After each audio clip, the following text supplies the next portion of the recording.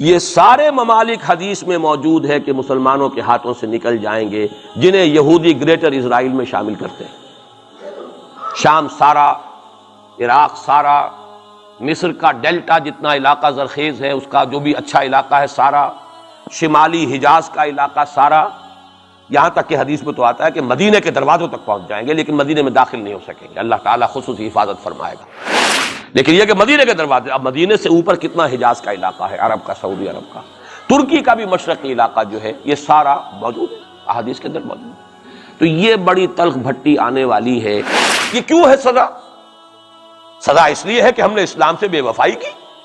سیدھی بات ہے۔ اللہ کو تو نہ ہم سے کوئی دشمنی ہے نہ ہمارے دشمنوں سے کوئی اس کی دوستی ہے، معاذ اللہ ثم معاذ اللہ، اس کی دوستی کہاں، کفار سے کہاں ہوگی؟ نبوکدنضر کے ہاتھوں بنی اسرائیل کو پٹوایا تھا اگر، تو کیا نبوکدنضر سے دوستی تھی اللہ کی؟ اور کیا اسرائیلیوں سے اور یہودیوں سے کوئی دشمنی تھی؟ معلوم ہوا کہ اللہ کا معاملہ جس قوم سے بھی ہے، کووننٹ ہے، وہ میثاق ہے ہمارا اللہ کے ساتھ، میثاق قرآن ہے ہمارا، ان کا میثاق تورات تھی۔ پکڑو اس کو، خذوا ما آتیناکم بقوۃ،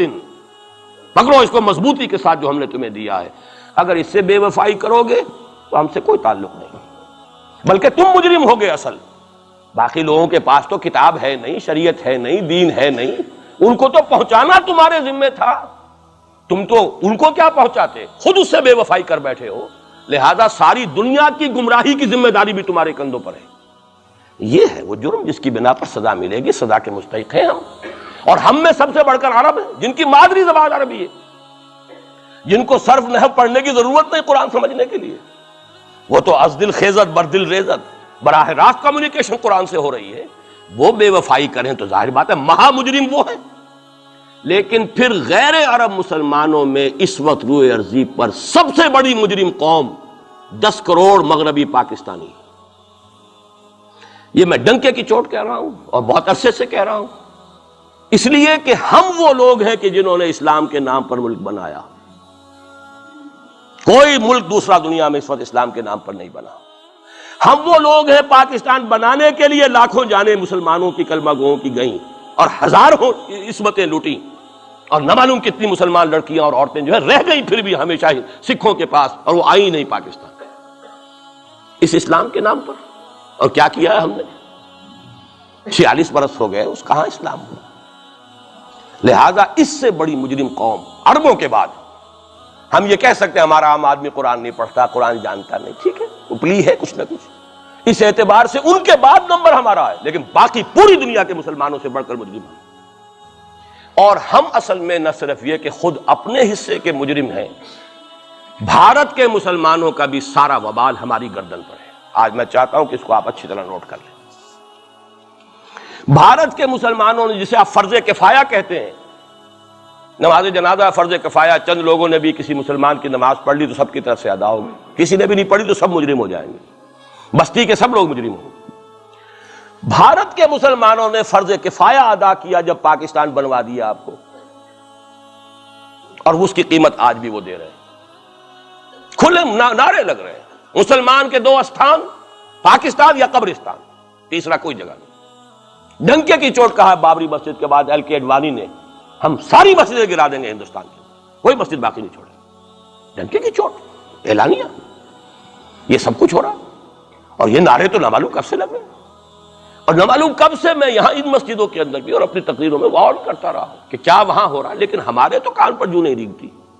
ہمارے تو وہی دھندے ہیں، وہی کاروبار ہے، اپنا بزنس ہے، اس کے سارے مسئلے ہیں، اس کی اپنی بلڈنگیں ہیں، اپنی موٹریں ہیں، اپنے ٹیلی ویژن ہیں، اپنے کئی کورسز کے ڈنرز ہیں۔ اللہ خیر صلی اللہ، ہمیں بحث کیا اسلام سے؟ تو بتائیے ہم سے بڑا مجرم کون ہوگا؟ آج جو کچھ ہندوستانی مسلمان پر بیت رہی ہے اس کا جرم ہمارے کندھے پر۔ یہ میں جذباتی انداز میں نہیں کہہ رہا، میں تو 2 اور 2 4 کی طرح ثابت کر سکتا ہوں۔ انہوں نے فرض کفایہ ادا کر دیا، اور اس وقت یاد کیجئے مولانا ابوالکلام آزاد، مولانا مدنی، جمعیت علماء ہند کے علماء اپنے تقدس اور اپنے تدین اور اپنے تقوی کے اعتبار سے انکوسچنیبل، کوئی شک و شبہ نہیں ہو سکتا ان کی نیت پر اور ان کے تقوی پر اور کردار پر، انہوں نے کیا کہا تھا؟ یہی کہا تھا کہ یہ پاکستان بنا کر تم مسلمانان ہند کو 3 حصوں میں تقسیم کر دو گے۔ 3 میں کہا تھا، 2 میں نہیں، 3 میں، حالانکہ بظاہر تو ایک پاکستان بن رہا تھا نا، لیکن یہ مولانا ابوالکلام آزاد کے الفاظ تھے کہ 25 برس سے زیادہ یہ دو خطے یکجا نہیں رہ سکتے، اور 25 برس کیا 24.25 برس میں ٹوٹ گیا پاکستان، 25 برس پورے نہیں ہوئے، اور ان کے الفاظ تھے یہ کہ 25 برس سے زائد جمع نہیں رہ سکتے، 24.25 برس میں ختم ہو گیا، 16 دسمبر 1971 کو پاکستان ختم ہو گیا کہ نہیں ہو 71 کو۔ بہرحال نوٹ کرنے کی بات ہے، انہوں نے ہم نے کیا کہا تھا، میں بھی مسلم لیگی تھا، میں نے بھی نعرے لگائے ہیں، چاہے غیر شعوری دور تھا، ہائی اسکول اسٹوڈنٹ تھا، پاکستان کا مطلب کیا، لا الہ الا اللہ، فلک شگاف نعرے لگائے ہیں، اور نوائے وقت کا پرچہ انتظار کرتے تھے اسٹیشن پر کھڑے ہو کر، حصار ریلوے اسٹیشن کے اوپر، کہ اب گاڑی آئی اور اب نوائے وقت لیا اور پھیل گئے پورے شہر میں اس کو پہنچانے کے لیے۔ ہم کیا کہا کرتے تھے، جی نہیں، دو طرف سے پاکستان جو ہے مضبوط پاکستان ہوگا، ہندوستان میں کسی ہندو کو جرت ہوگی مسلمان کے لیے کوئی میلی نگاہ سے دیکھنا بھی؟ وہ سارے خواب کہاں گئے؟ جو ہمارا حال ہے وہ تو ہونا ہی تھا، یہ ملک بنا اسلام کے نام پر، اس کا استحکام ہو سکتا تھا تو صرف اسلام کی بنیاد پر ہو سکتا تھا، اسلام سے غداری کی،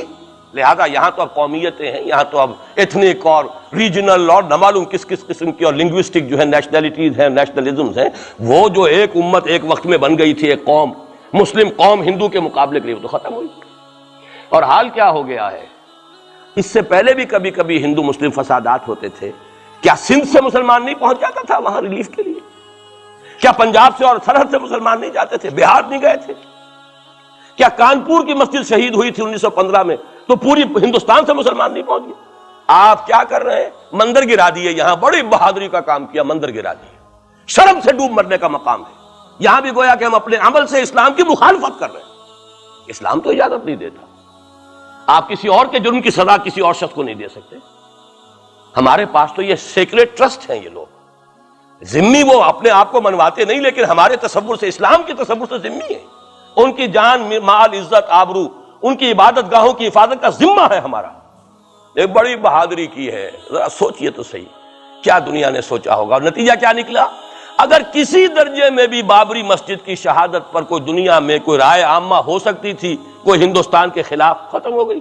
جو انہوں نے کیا 10 گنا تم نے کر لیا، تم نے ایک مسجد گرائی ہے، تم نے اتنے 100 کہتے ہیں، پتہ نہیں مجھے تو معلوم نہیں 100 گرائے کتنے گرائے ہیں، بہرحال جتنے مندر تھے تم نے گرا دیے، فرق کیا ہے؟ ایک کردار ہے تمہارا، ایک ہی تمہارا اخلاق ہے، ایک ہی تمہارا معیار ہے، کوئی فرق ہی نہیں،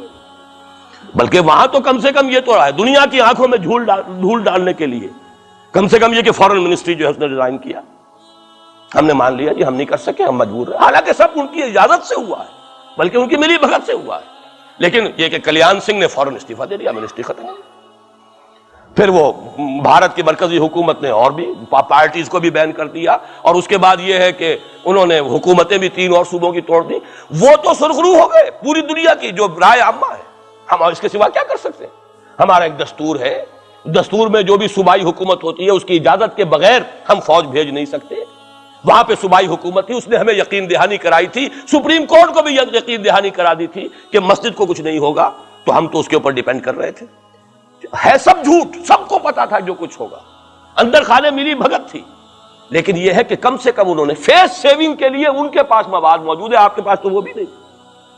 آپ کے تو اخبارات نے لکھا ہے کہ کارپوریشنز کے ٹریکٹرز جو ہیں گئے ہیں گرانے کے لیے، اور وزراء جو ہے، ایک وزیر کا نادر پرویز کا تو نام آیا ہے، اخبار میں خبر تھی، ہم نے بھی پڑھی تھی، فوٹو بھی دیکھا تھا کہ وہ خود ہاتھ میں پھاوڑا لے کر جو ہے وہ منظر گرانے کے لیے چلے۔ یہ جو صورتحال ہے جان لیجئے، اس وقت میں آپ کو بتانا چاہتا ہوں ہندوستان کے مسلمان پر تو جو قیامت بیت رہی ہے، میں نے اپنا ایک تاثر کچھ عرصے پہلے یہاں شد بیان کیا تھا، رہا ہے میرا تاثر،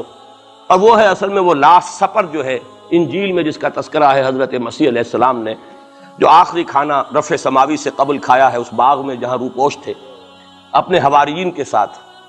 تو اس میں یہ الفاظ آئے ہیں، میں نہیں جانتا صحیح ہیں غلط ہیں، وہ ایک علیحدہ بات ہے کہ آپ نے وہ روٹی توڑی اور کہا کھاؤ، eat and this is my flesh, یہ میرا گوشت ہے، کھاؤ، اور اس کو کہتے ہیں وائن، کوئی مشروب ہوگا جو بھی ہوگا، ڈالا کہ پیو، drink and this is my blood. میرا احساس ہمیشہ یہ رہا ہے، اس کے بعد کچھ ماند پڑ گیا، جب یہاں مسلمان نے یہاں مارا ہے اور کچلا ہے اور زندہ آگ میں جلایا، پھر بات ختم ہو گئی، میرے دل کے اوپر سے وہ احساس ختم ہو گئے۔ وہاں ہندو کے ہاتھوں جب مسلمان کے ساتھ یہ کچھ ہوتا تھا تو پھر جب میں کھانا کھاتا تھا محسوس کرتا تھا کہ میں ہندوستانی مسلمان کا گوشت کھا رہا ہوں اور ہندوستانی مسلمان کا خون پی رہا ہوں۔ یہ ہمیں عیش جو یہاں حاصل ہے، جو آرام حاصل ہے، جو ہمیں یہاں پر سہولتیں حاصل ہیں، جو معاشی اس کی کاسٹ پر ہے. اس نے آپ کو یہ ملک لے کر دیا اور آج تک اس کی قیمت ادا کر رہا ہے، اور ہم جو ہے عیش کر رہے ہیں، گل چھرے اڑا رہے ہیں. یہاں جس کے پاس 2 پیسے ہو گئے برقع اتار کے اس نے پھینک دیا. یہ معلوم ہوتا ہے کہ یہ تو مفلسی کو چھپانے کا ذریعہ تھا. 4 پیسے ہوں، اچھے کپڑے پہنے ہوئے ہوں، میک اپ صحیح کیا ہوا ہو، تو پھر برقعے کی کیا ضرورت ہے؟ اور میں نے شاید سنا ہے آپ کو، مجھ سے تو چند لڑکیوں نے یہ الفاظ کہے باقاعدہ. میں جب پریکٹس کرتا تھا لاہور میں کرشن نگر میں، تو ایک گھرانے کی، اور مجھے معلوم ہوا کہ ان کے والد انتہائی نیک تہجد گزار. کئی لڑکیاں تھیں بہنیں، ایک ہی تقریباً عمر 200 سے 1.5 سال کی. کبھی وہ آتی تھی کلینک میں میرے تو برقعے سمیت، کبھی آ رہے ہیں تو بغیر برقعے کے. میں نے پوچھا یہ کیا تماشا ہے آپ لوگوں کا، کبھی بغیر برقعے کے کبھی برقعے سمیت. صاف جواب دیا. میں ان کے الفاظ کوٹ اینڈ کوٹ میں ان کے الفاظ کوٹ کر رہا ہوں. ڈاکٹر صاحب جب ہمیں کوئی میک اپ کرنے کا، کپڑے بدلنے کا موقع نہیں ملتا تو ہم برقع پہن لیتے ہیں، اور جب ہمیں موقع ملتا پھر ہم برقع کائے کو پہنتے. تو گویا کہ اس کو چھپانے کا ذریعہ برقع ہے کہ کپڑے میلے ہیں، میک اپ نہیں کیا تو لہذا برقع پہن لیا. یہ ہے حال پاکستان میں اسلام کا جو ہم نے بنایا ہے.